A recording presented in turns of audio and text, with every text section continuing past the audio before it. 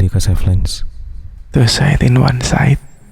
Ya, kita hari ini akan membahas sesuatu yang lain dari biasanya. Apalagi ini yang tidak biasa dari yang lain. Nggak bisa ya? Iya. Yang karakternya ini. Gimana ya? Kayak sekarang lempar saja nggak apa-apa gitu. Ya. Ayo, mau bahas apa sebenarnya? Ini sebenarnya kemarin masih nyambung dari yang podcast sebelumnya ya, tentang repress. Jadi memang orang-orang ini tuh memang kadang tuh suka untuk merepress hal-hal yang negatif dan tidak mengenakan di kehidupan. Lo emang suka ya udah biar aja. Suka merepress. Oh ya harus. Ya serius. Nah, hal-hal negatif itu sebenarnya apa emang harus kita hilangkan dari kehidupan kita? Apa jangan-jangan harusnya dinikmati? Kalau perlu dirayakan. Hore, aku sedih. Tandanya kan mungkin ini sedih atau hal negatif itu sebenarnya tanda bahwa kita punya emosi. Ya. Karena kalau kita ketawa-ketawa terus apa ya bukan positif salah, tapi kayak cuma menunjukkan kebahagiaan. Kayaknya terlihat fake banget dah. Iya benar, fake banget, kayak bukan manusia banget ya. Kayak boneka yang Ipin-Upin yang di pinggir jalan itu, kayak riang banget kan. Gambarnya senyum tapi kakinya ke atas ke bawah gitu, yang ditarik-tarik kayak wayang-wayangan Ipin-Upin itu. Masa hidupmu seperti wayang Ipin-Upin? Iya. Dan memang manusiawi banget sih ketika kita merasakan sesuatu hal yang sedih dan tidak mengenakan itu. Tapi ada fenomena sad boy. Waduh, iya yang lagi rame itu ya. Jadi sebenarnya apakah orang-orang yang dibilang sad boy itu, apakah itu adiktif terhadap kesedihan? Maksudnya ya merasa kesedihan itu adalah kesehariannya dan dia udah nyaman dengan predikat itu gitu. Ya mungkin seperti itu. Mungkin ada orang yang memang menikmati kesedihannya, atau memang nyaman dicap sebagai orang yang sedih. Ada rasa suka untuk dikasihani. Mungkin kayak nggak masuk akal kan. Kok senang banget sih. Tapi memang ada orang yang seperti itu. Kadang suka yang merasa posisinya di bawah, merasa yang tidak mampu. Tapi di depan orang bilangnya gitu. Padahal aslinya ya biasa aja sebenarnya. Cuma senang aja orang merespon seperti itu. Memang ada orang-orang yang seperti itu. Atau memang emosi-emosi yang negatif, sedih itu tuh lebih mudah kita cerna ya dibandingkan hal-hal yang menyenangkan gitu.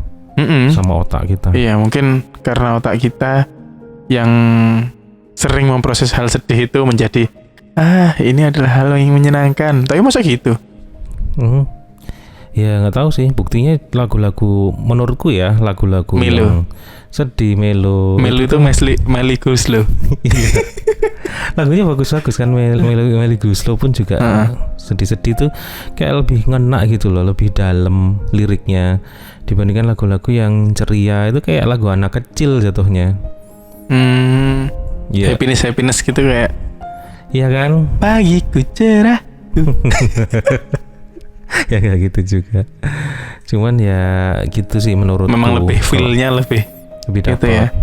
Apalagi hujan-hujan. Iya. Terus sambil selimutan, sambil kenapa gitu. Padahal nggak ada. Dia kenapanya karena kenapa aku bilang kenapa gitu. Itu terus aja.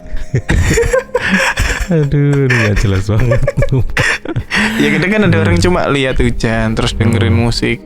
Yang sedih-sedih itu kayak seakan-akan harus ada gitu loh, kayak bumbu pelengkap gitu loh, yang bumbu inti tapi yang melengkapi hari-harimu gitu. Kayak harus ada sedihnya gitu. Teringat-ingat dengan masa lalu gitu ya. Seringnya. Ya tapi emang setelah aku baca-baca lagi ya, emang otak manusia itu ada satu bagian yang dia itu memprakarsai apa sih? Waduh. Peletaan batu pertama gitu. Bukan apa ya? Dia tuh kayak kalau di kantor tuh divisi untuk divisi untuk kesedihan gitu. Iya, sebenarnya bukan kesedihan aja sih. Emosi, bener. Oh, divisi emosi. Jadi Divisi emosi. sini sedih, sini itu. Ya. Namanya yaitu sistem limbik yang khususnya itu di bagian amigdala namanya. Dia itu memang untuk apa ya istilahnya memproses emosi kita gitu. Terus gini ceritanya itu dari kebiasaan saya sebenarnya teorinya itu. Karena mungkin seseorang itu terbiasa untuk stres. Makin dewasa kan kita makin banyak tuh masalah. Banyak tuntutan. Apa status sosial juga dipertanyakan. Betul. Terus apa namanya? Kita harus memuaskan para orang-orang di sekitar kita. Kamu kok belum begini? Kamu kok belum gini sih? Usiamu segini kamu belum gini gitu.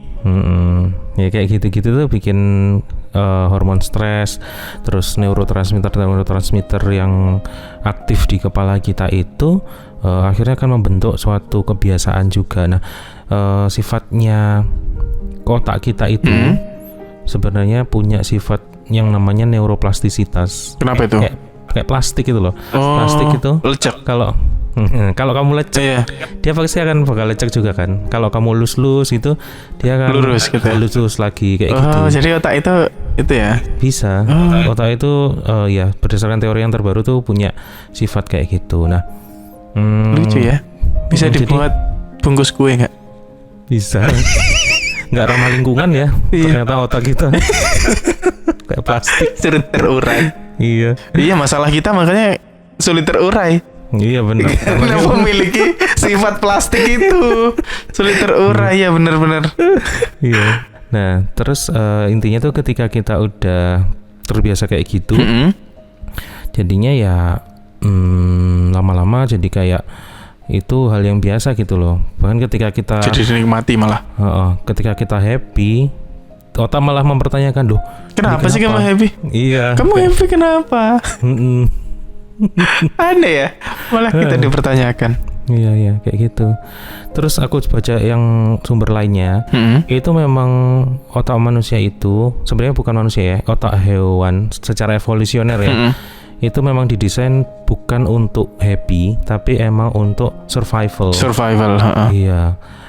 Jadi apa ya sifat yang itu. Kalau seandainya ada tantangan atau ancaman, mereka mungkin akan memilih fight or flight, akan melawan atau kabur aja, melarikan diri atau ya udah pilihannya hanya mau melawan atau kabur aja. Yang penting selamat gitu ya. Nah itu kan didasari oleh rasa takut, rasa cemas gitu kan. Nah jadi malah justru yang aku baca itu rasa konten itu apa sih happy ya contentment tuh rasa nyaman ya, rasa nyaman tuh malah justru akan menurunkan tingkat kewaspadaan kita gitu. Iya benar. Karena kalau orang nggak punya takut, nggak punya itu bahaya banget kan. Iya kan. Kayak orang ekstrim banget kan, nyebrang jalan bukan nunggu sepi, nunggu rame kan. Apa ini? Apa jalan sepi ini? Mana bis gitu. Nah kayak gitu. Tingkat bertahan hidupnya rendah dia malah. Benar. Dan bahkan kayak depresi yang orang yang mengurung diri terus menarik dari sosial itu juga merupakan salah satu contoh untuk survival juga. Misalkan pas pandemi kemarin tuh, itu kan orang-orang mengisolasi sendiri. Mengisolasi diri, ya, kayak gitu kan juga termasuk cara yang efektif juga untuk ini bertahan hidup. Lihat orang yang nggak punya rasa takut kan, nggak pakai masker lah. Di luar. Apa itu? Itu vaksin ada chipnya. Aduh, mau ngomong sesuatu lagi. Apa? Kok percaya banget ya? Vaksin ada chipnya. KTP aja perlu difotokopi. Iya. Gak percaya banget ada chipnya. Nah, terus tapi seiring perkembangan perkembangan evolusinya manusia, itu kita itu sebenarnya diciptakan lebih besar di bagian frontal depan ya. Kening. Ya, pokoknya di dekat kening sini tuh ada apa ya istilahnya lobus. Lobus itu bahasanya itu yang gampang adalah ya kayak divisi otak gitulah intinya. Bagian apa ini? Bagian dia Keuangan. Front office, bukan front officer. Jadi selamat datang gitu. Kalau ada informasi datang gitu, bukan? Bukan sih, dia Apa? kayak lebih ke eksekutif sih. Apa namanya berarti? Manajer, bukan? Iya, kayak CEO gitu dia. Iya benar. Iya, kayak CEO. Dia itu yang memproses segala sesuatu yang menyelaraskan kita dengan akal sehat kita gitu loh. Jadi si amigdala itu kan dia ya emosi itu kalau bisa dibilang ya mentah banget kan. Kita bisa merasakan aja gitu, merasakan oh ini sedih, ini nggak enak, ini senang atau apa. Tapi yang mentranslate dan menyesuaikan dengan kalau di psikiatri atau psikologi itu ada ini loh. Apa? It ego super ego. Iya. Kalau amigdala itu dia tempatnya it kayaknya loh ya. Itu tuh keinginan. Terus yang ego itu cara menghadapi realita. Nah itu tuh dibentuk di frontal tadi tuh, di lobus frontal. Berarti yang di depan tadi itu ego ya. Iya. Tempat pemrosesan cara menghadapi realitanya. Gitu. Iya. Kalau super ego itu apa? Super ego itu moral yang diterima secara sosial. Jadi kayak apa ya? Etika apa etiket ya? Yang norma gitu. Normalnya gimana gitu loh. Iya. Berarti kan dari luar tuh, maksudnya ya sebenarnya yang menyesuaikan baik buruk gitu, itu kan super ego. Iya. Berarti kayak apakah kamu mukul temanmu itu baik atau buruk? Ternyata buruk kan. Nah itu super ego. Super ego itu sosial gimana? Tapi kan ada tari perang yang pukul-pukulan juga ada kan. Tinju pukul-pukulan. Iya kan, olahraga kan itu. Silat. Iya menyenangkan. Jadi tergantung juga. Iya.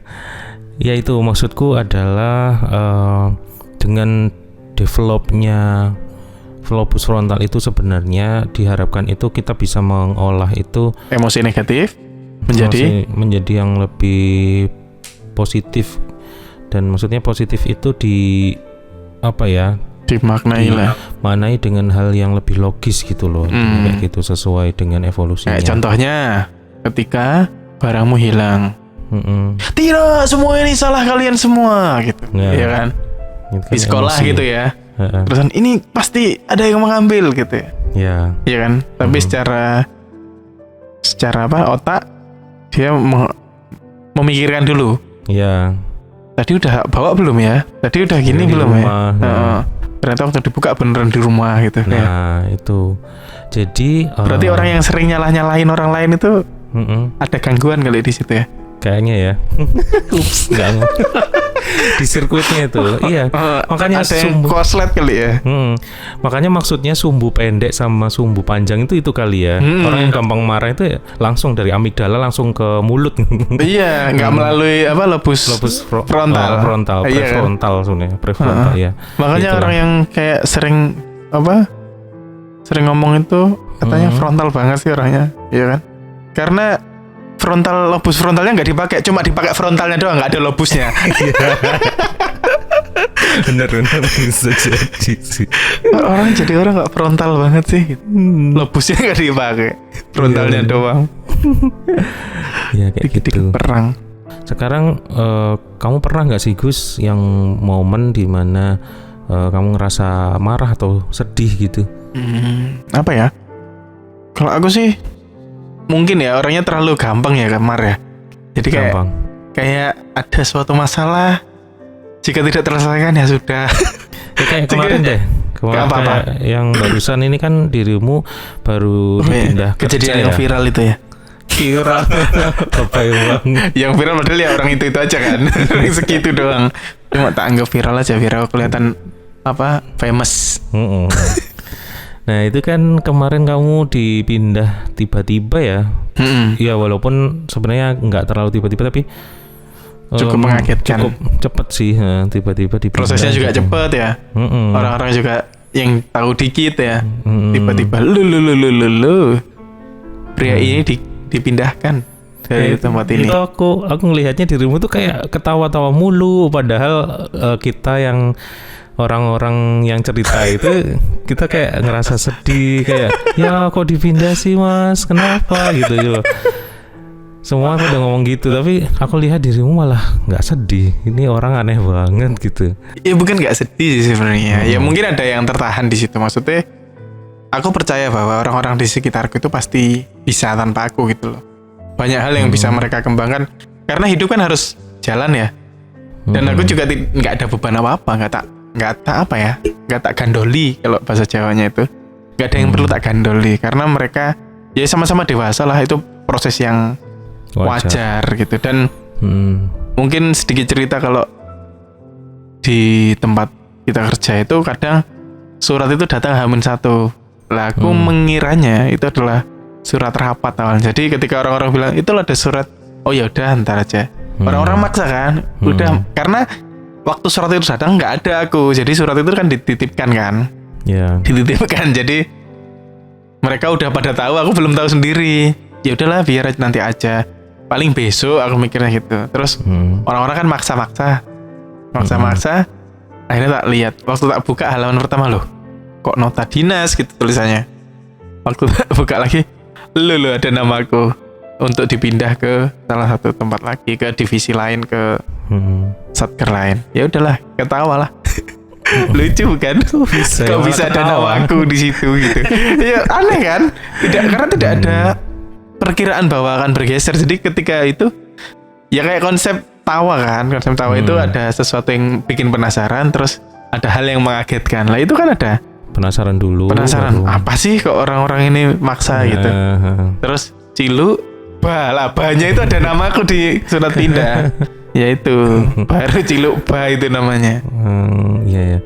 Tapi kalau melihat ini ya, kalau secara teori kan ada tuh, pernah dengar nggak yang 5 stage of grieving? Nah itu kan singkatannya kan DABDA ya, DABDA. Kamu kira-kira ini nggak melalui fase itu nggak, atau gimana? Saya dari satu dulu lah, di D ya, denial dulu. Nah itu kamu merasa aduh ini nggak bener nih, kayak ini ada sesuatu yang salah ini gitu. Kayaknya enggak juga, karena mungkin karena udah banyak bercandaan kayak kamu habis ini pindah loh, jangan-jangan gitu. Karena mungkin apa ya, memang ada beberapa obrolan bahwa habis ini ada rotasi. Jadi ketika orang-orang membercandai habis ini kamu jangan-jangan yang dirotasi gitu. Jadi itu udah obrolan yang normal. Tapi mungkin itu juga manfaatnya. Komedi itu juga ada manfaatnya. Akhirnya siap meskipun di apa namanya? Terjadi dalam hal sesungguhnya aku dipindah. Tragedi. Iya, tragedi itu karena sudah plus waktu. Jadi tragedinya itu udah di premisnya udah dituntun sama orang-orang, kamu dipindah gitu. Karena aku kan orangnya siap, seneng bercanda kan. Semua orang bercandain aku, menakut-nakutin aku untuk pindah. Jadi ketika itu aku udah siap. Udah nggak ada yang dikagetkan lagi. Kagetnya ya karena itu surat itu mendadak datang aja. Iya sih. Iya sih. Pernah ngerasa nggak sih kalau misalkan kesedihanmu ketika ini nih, misalkan ada, ya naudzubillah ya, ada anggota keluarga yang memang udah sakit lama gitu. Oh iya. Dibandingkan tiba-tiba mendadak gitu, kayak momen kehilangannya tuh kayak kerasa banget. Ini dibilang mendadak enggak juga. Kalau aku ya, kalau aku mendadak sih enggak. Tapi karena ini cerita tentang itu ya, nenekku. Bentar ya, dikit. Jadi kalau dulu sama nenekku tuh sempet sakit. Iya. Sempet sakit. Jadi aku masih sering ketemu juga. Jadi dibilang lama juga nggak terlalu lama, tapi mendadak juga nggak terlalu mendadak gitu loh kejadiannya. Jadi itu aku sempet sakit, sempet telepon, sampai yang bikin rasa apa ya, masih ada rasa, mungkin rasa bersalah masih sampai sekarang. Masih ada rasa bahwa ternyata aku salah satu cucunya yang dinantikan gitu.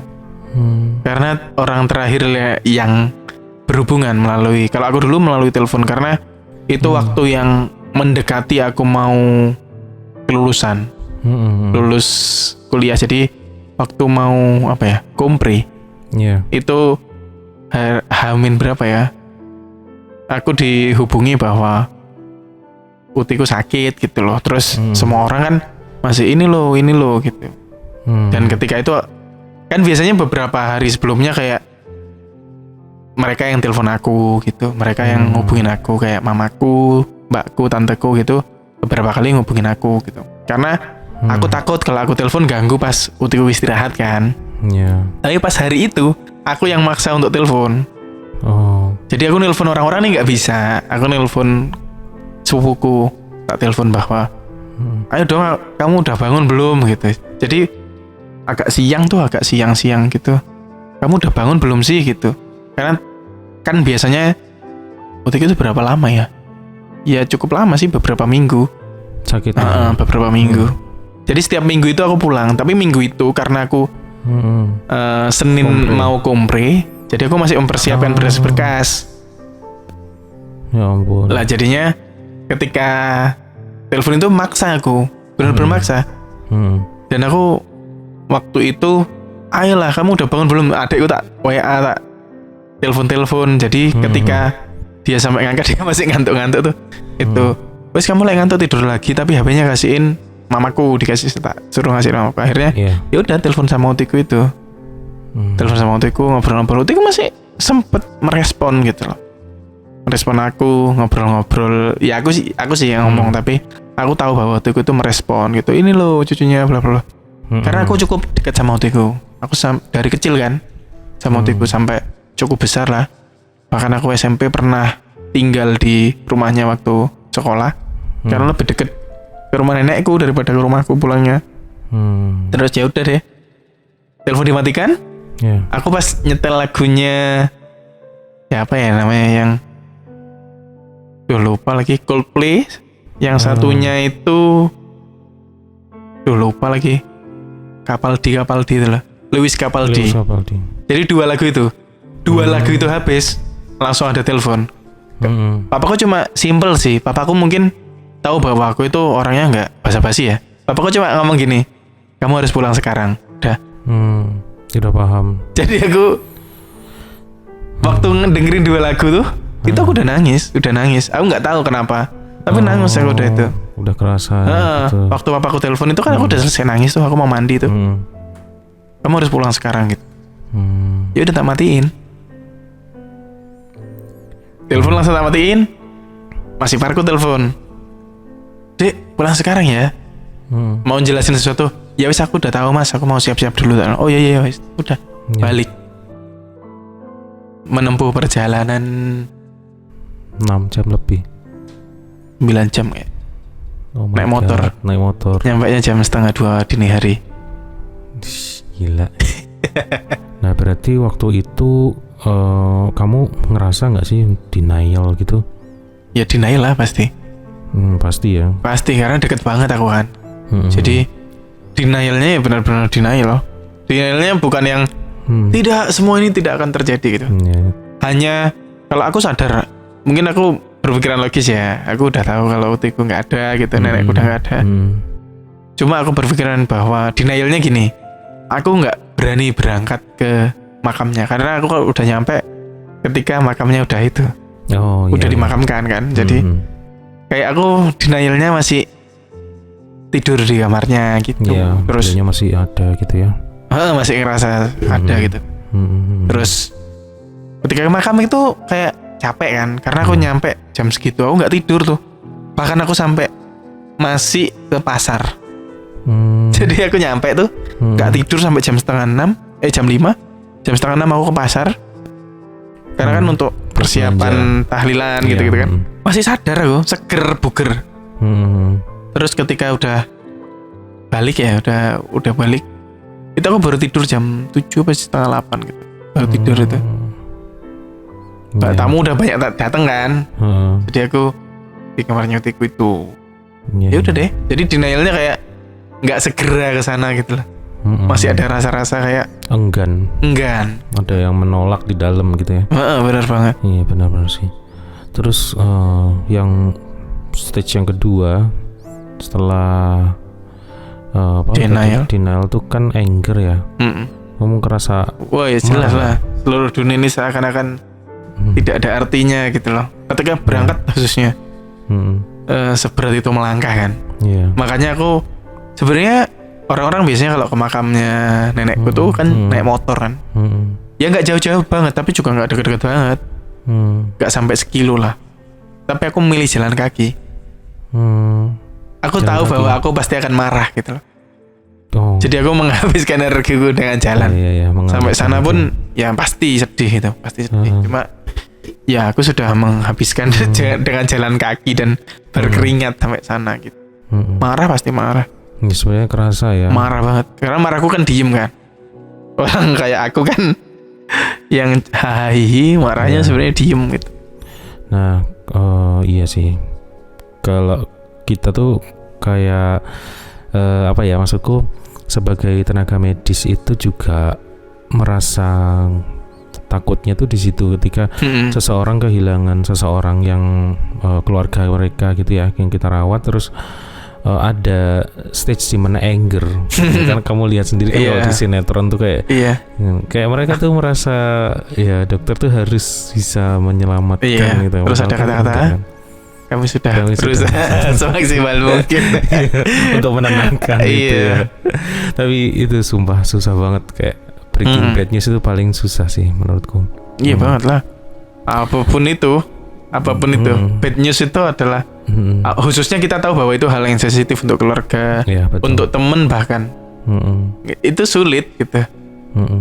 Kita menceritakan, tapi ketika mereka tahu bukan dari kita, itu juga sulit gitu loh. Itu juga dilema ya, dilema banget. Tapi kamu pasti juga pernah ngerasa hal-hal yang pernah marah, denial pasti, karena setiap orang pada saatnya pasti akan mengalami perpisahan apapun itu. Entah teman, keluarga, saudara, entah itu berpisah karena beda pandangan atau berpisah karena memang ditakdirkan gitu loh. Kalau aku dulu angernya tuh marah ke diri sendiri sih. Ini ceritanya mirip-mirip ya sama kamu, tentang kehilangan anggota keluarga yang kita sayangi. Kalau aku dulu tuh ayahku. Nah itu marahnya tuh gini. Aku waktu itu belum jadi ini sih sebenarnya, belum lulus ya, tapi udah tahu pengetahuan ini itu tentang kesehatan ya. Itu tuh merasa kayak marah ke diri sendiri sih, lebih ke diri sendiri, karena kenapa nggak dari dulu gitu aku kayak hal-hal yang seharusnya bisa dilakukan gitu loh. Lebih intens lagi gitu, kayak ya misalkan dari segi makanan lah, dari perubahan lifestyle gitu kan sebenarnya ya bisa kan dilakukan, nggak harus jadi dokter atau perawat atau apa gitu.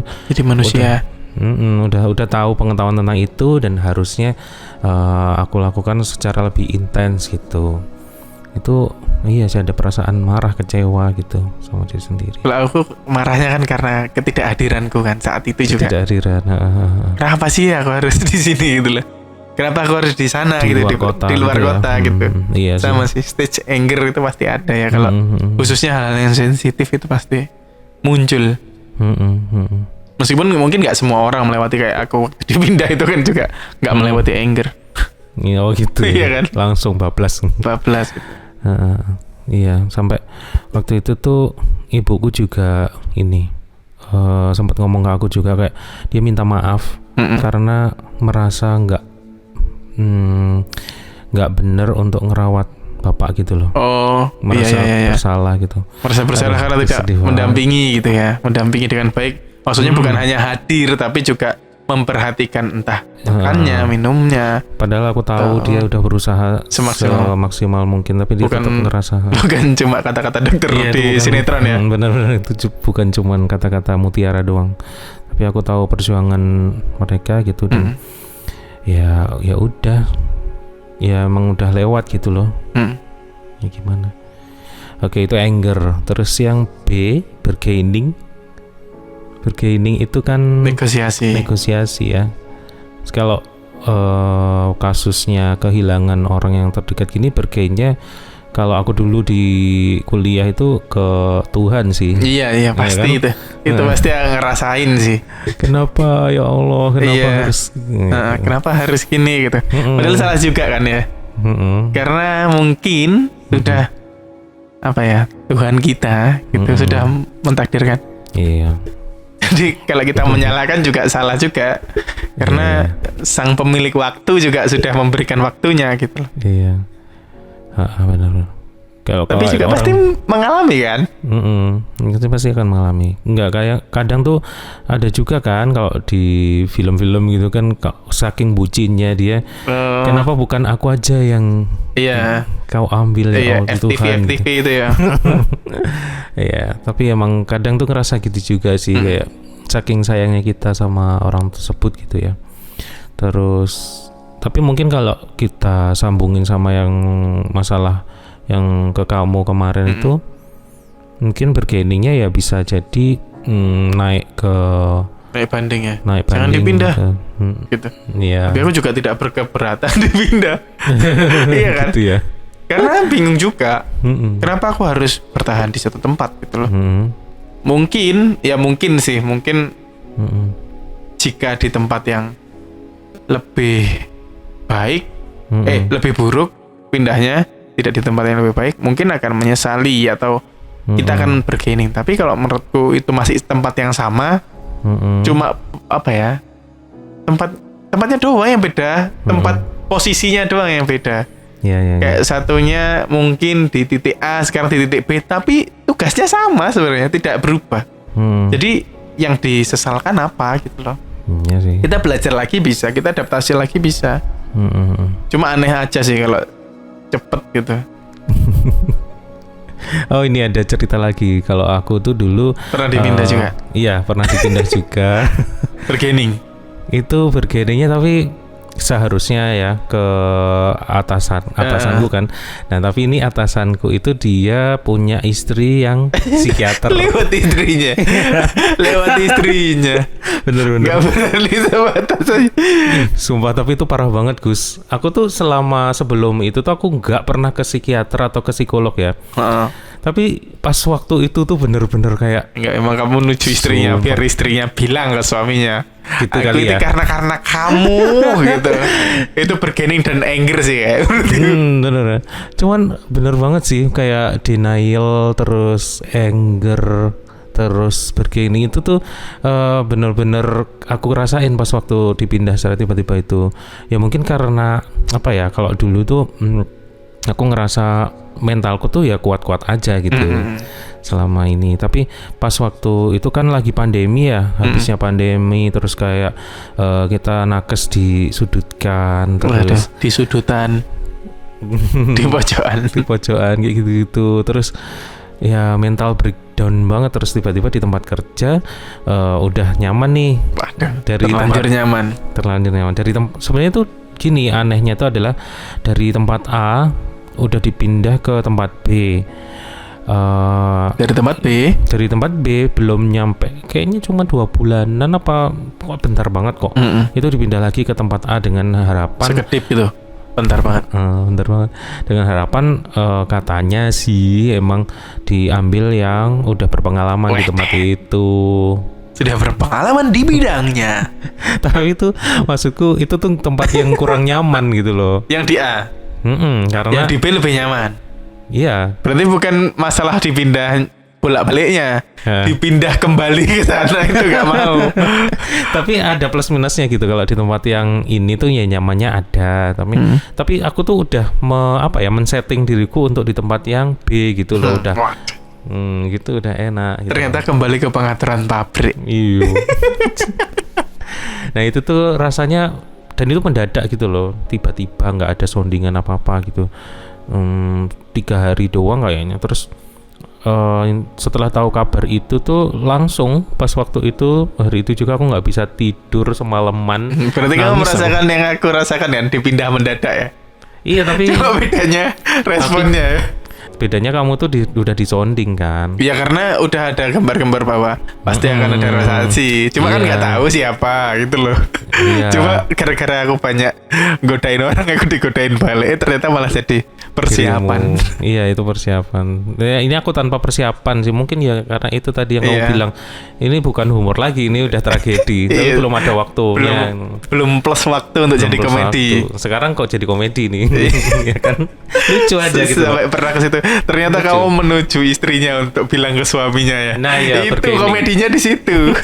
Bergainingnya itu ke situ. Jadi kayak sampai psikiater itu nanya, jadi apa harapanmu? Jadi apa tujuanmu untuk bicara ini ke saya gitu?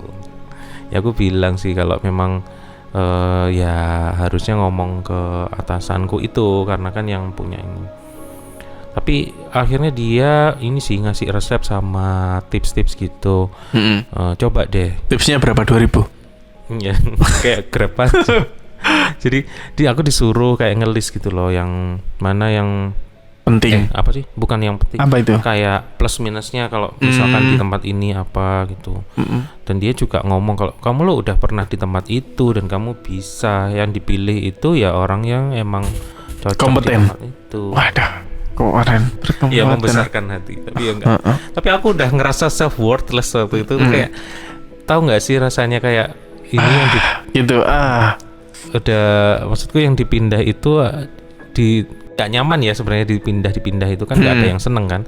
Itu kenapa yang dipilih itu aku gitu loh. Apakah aku itu seburuk itu gitu loh kan. Tidak layak di B, makanya kamu dikembalikan ke A gitu. Tidak layak di tempat manapun ya, dipindah-pindah terus kayak jadi kalahan yang paling junior gitu-gitu. Disia-siakan ya. Iya, disia-siakan gitu. Padahal siapa tahu benar. Iya. Kamu sebenarnya berharga dan juga cocok di tempat A gitu contohnya. Saya kira bener iniku self-worth terus. Enggak, bener itu tadi. Kata kamu psikiaternya. Bener kamu cocok sebenarnya di situ gitu. Memang kamu sebenarnya lemah di B. Astaga. Nah, itu bargaining ya. Terus apa lagi? Masuk ke depression sih. Oh iya, yang kamu nggak bisa tidur itu kan akhirnya. Oh iya benar, menarik diri, menangis terus. Nggak enak banget sih emang depresi. Aku malah itu tidur malam tuh jadi nyenyak. Terus bangun seger karena mungkin merasa tantangan baru ya. Kalau aku merasa mungkin dipindah itu karena kamu mungkin udah tahu di A nggak enak, terus pindah ke B, terus ternyata ke A lagi gitu. Jadi kamu udah tahu rasanya nggak enaknya. Kalau aku mungkin karena itu tempat baru, jadi aku merasa tertantang gitu ya. Tertantang ya. Bangun seger gitu. Ada apa nih di depan gitu. Iya sih. Jadi nggak mengalami depression kayak kamu yang nggak bisa tidur gitu. Terus kamu kalau nggak tidur ngapain itu? Ya kepikiran gitu aja. Kepikiran, nangis terus kayak ya melek aja gitu. Mata tuh pedih, pedes tapi nggak bisa tidur. Dan nggak ada energi untuk ngapa-ngapain gitu. Lucu ya. Aku baru kali ya, itu namanya sih. Depresi. Kayak seakan-akan tidak berdaya, tidak gitu. berguna, iya. Energi. Ya begitulah. Besoknya itu berangkatnya jam berapa itu padahal? Besoknya itu kayaknya masih libur, jadi aku masih bisa ke psikiaterku itu. Ke psikiater lagi. Saya semalam beneran nggak bisa tidur. Lihat iya. Ini kantong mata saya ada kantongnya lagi. Tapi emang fase depression itu berat banget sih. Ya maksudku orang-orang tuh suka menggampangkan gitu. Iya benar. Kamu tuh dikit-dikit cuma depresi. Gitu doang. Iya. Mereka nggak ngerasain. Iya, mereka nggak sama gitu loh beratnya. Beban setiap orang kan beda-beda. Ada orang yang kuat nahan sekilo, ada yang nggak kuat sekilo gitu. Ada yang kuatnya apa yang menurut mereka ringan belum tentu menurut orang lain ringan gitu loh. Benar. Lihat dari sudut pandang orang lain dulu gitu sebelum bilang. Kadang kan juga ada orang yang cuma pengen berbagi ceritanya untuk lebih ringan gitu.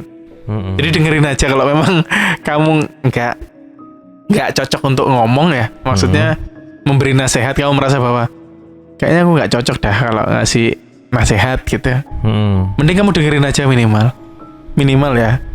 Benar. Daripada kamu bilang ngapain sih.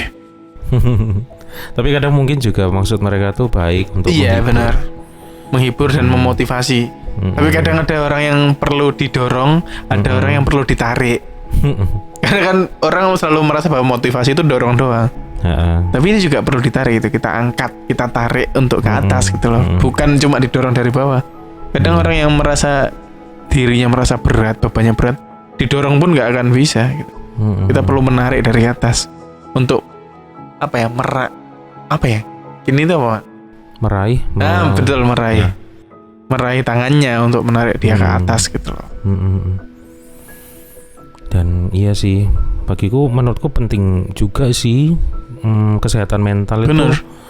Ya sama aja kayak kesehatan jiwa, karena manusia itu holistik. Kesehatan fisik. Sorry, gimana sih? Kamu tak aja berantem loh lama-lama beneran. Mik ini pentung-pentungan kita di sini. Iya, fisik sama jiwa. Iya. Ya itu sama pentingnya karena apa sih namanya? Apa ya? Yang dibalik jiwa yang kuat, mensana et corpore sano. Iya. Iya. Kita ngerasa nggak sehat juga kan pada akhirnya kalau ada sesuatu yang mengganjal di psikis kita gitu.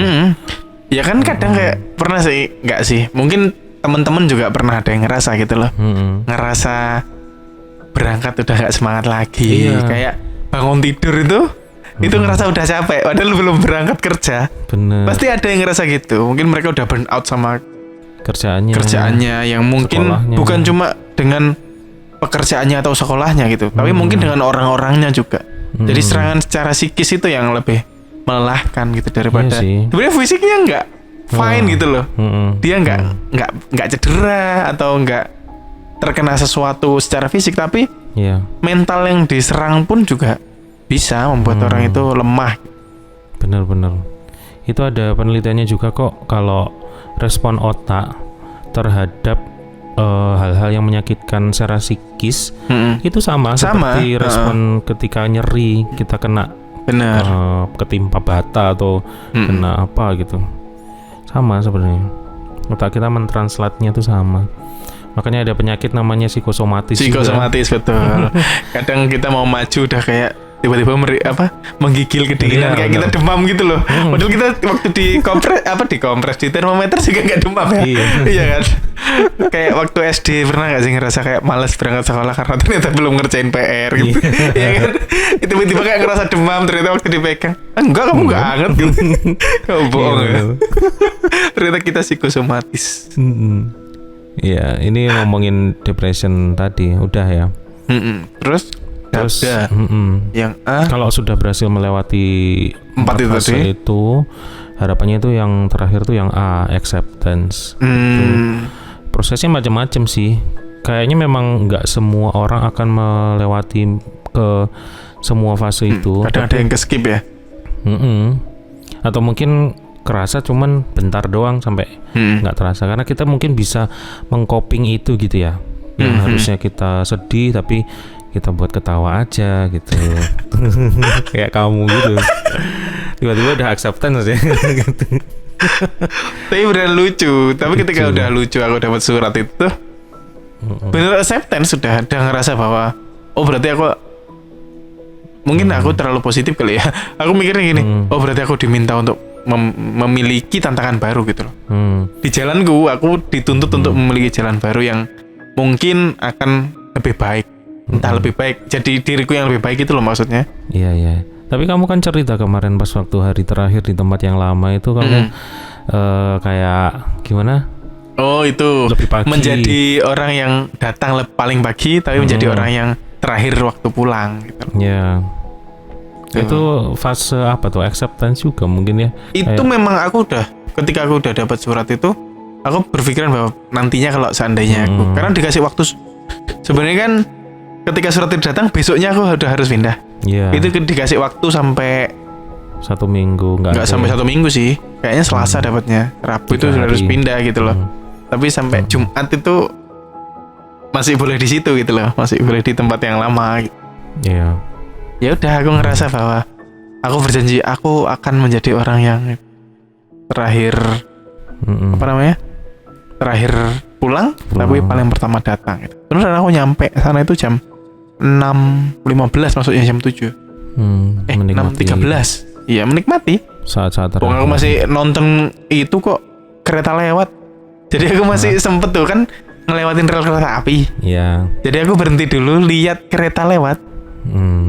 Mungkin kalau teman-teman ada yang tinggal di Malang atau di itu ada dekatnya stasiun Kota Baru, itu ada jembatan yang dekatnya Rampal itu, kita bisa ngelihat keretanya lewat di bawah kita gitu loh. Oh. Itu aku masih sempat lihat gitu. Mikir apa tuh? Nggak mikir apa? Enggak apa, cuma pengen menikmati satu hari itu gitu. Karena kalau dibuat sedih, nantinya juga seharian akan sedih gitu loh, dan nggak enak sama seluruhnya, nggak mau merusak hari gitu loh. Ya udah menikmati lihat kereta, lihat kereta dada-dada. Ada anak kecil-kecil disuapin gitu, ikut dada-dada. Aku juga dada-dada. Tapi perpisahan itu menurutmu harus dirayakan nggak sih? Kadang kita kan selalu tuh habisnya kelas 3 sekolah atau misalkan ya perayaan apa perpisahan mesti ada kan? Itu kelas 3 SMP atau SMA.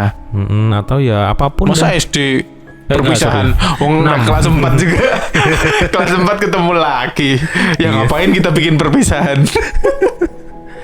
Iya kan selalu ada gitu loh Gus. Ketika kita berpisah itu harus dirayakan, itu untuk apa sebenarnya? Perpisahan dirayakan untuk apa? Mungkin sebenarnya bukan dirayakan, kalau mereka ingin mengenang hari-hari bersama mereka gitu loh. Di terakhir kali dengan cara yang mungkin akan mereka kenang gitu loh. Nantinya oh iya waktu perpisahan itu yang ini kan yang tampil, yang ini yang kita terakhir kali pakai jas ini kan gitu. Kita udah kompakan pakai ini kan gitu. Iya sih, tapi emang itu bikin kita lebih menghargai momen itu. Benar momen itu. Karena kalau perpisahan udah, ya makanya tadi sama kayak yang aku pindah itu, merayakan hari itu gitu, menikmati momen hari itu. Dan sama waktu lulus juga, lulus itu ketika sama teman-teman terakhir, kadang pulang dari tempat acara itu kita masih nongkrong lagi. Masih cerita-cerita, dan cerita itu dibawa sampai tua, sampai dia pun ketika ketemu teman-teman juga bilang kan, dulu bukannya kamu yang ini ya, kamu kan waktu perpisahan gini, waktu sekolah gini gitu. Jadi momen yang mungkin nggak akan pernah terlupakan gitu. Kalau kamu ngerasain itu nggak waktu perpisahan dulu?